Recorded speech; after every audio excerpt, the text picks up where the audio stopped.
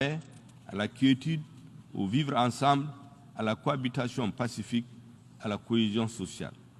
En effet, malgré les succès indéniables enregistrés par les forces armées maliennes et leurs alliés, auxquels je rends hommage, les menaces entretenues par le terrorisme et les autres formes de banditisme et de criminalité transnationale continuent, hélas, à endeuiller notre peuple au quotidien et à menacer les fondements de l'État. De mars 2012 à ce 25 septembre 2021,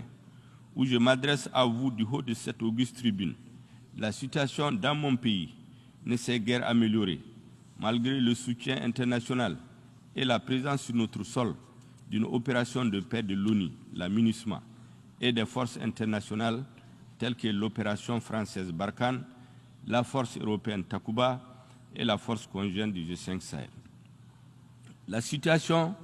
continue progressivement de se détériorer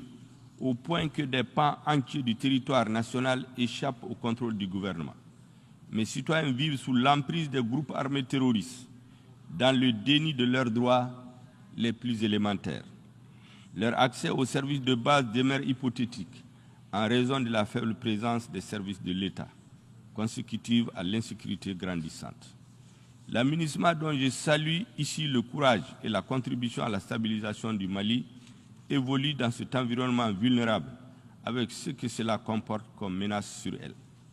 Face à cette situation préoccupante, le gouvernement est régulièrement et fortement interpellé par les populations maliennes, de plus en plus exigeantes vis-à-vis des pouvoirs publics et des partenaires internationaux. S'il est établi que l'un des droits fondamentaux des populations est le droit à la sécurité, la garantie de celle-ci, assurément, est l'élément de légitimation de l'État aux yeux des citoyens. Monsieur le Président, je fais ce rappel pour vous restituer l'exacte situation du calvaire qu'endurent les populations maliennes. Je le fais aussi pour nous convier tous ensemble à l'introspection afin de changer de paradigme en matière de sécurité au Sahel. Le Mali, comme vous le savez, accueille sur son territoire une opération de paix des Nations Unies et je voudrais à nouveau rendre un hommage appuyé à toutes ces femmes et à tous ces hommes qui travaillent sous la bannière de la MINUSMA dans des conditions difficiles, souvent périlleuses, pour préserver la paix et pour protéger les populations civiles. Je rappelle que notre organisation commune, l'ONU, a été bien avisée en 2013 lorsqu'elle a décidé de déployer fort opportunément la mission multidimensionnelle intégrée des Nations Unies pour la stabilisation du Mali, MINUSMA. La résolution 2100 du 25 avril 2013 établissant la MINUSMA avait considéré, je cite, que la situation au Mali constitue une menace pour la paix et la sécurité internationale et a décidé en conséquence d'agir en vertu du chapitre 7 de la Charte des Nations Unies. Dans son paragraphe 16, la résolution 2100 a fixé comme mandat initial à la MINUSMA, entre autres, je cite, d'appuyer les autorités de transition maliennes pour stabiliser la situation dans les principales agglomérations, en particulier dans le nord du pays,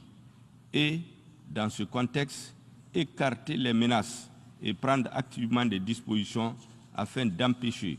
le retour d'éléments armés dans ces zones.